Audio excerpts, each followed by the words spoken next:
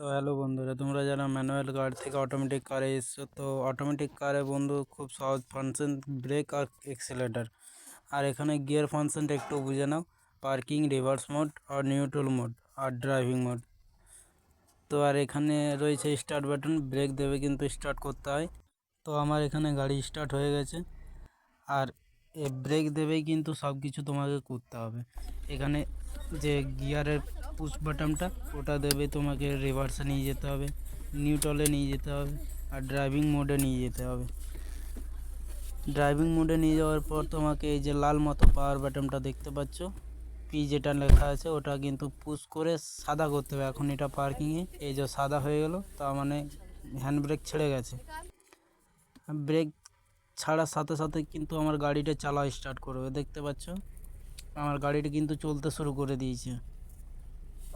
বাস, এখানে কোনো এক্সেলেটার দেওয়ার দরকার নেই, অটোমেটিক চলবে।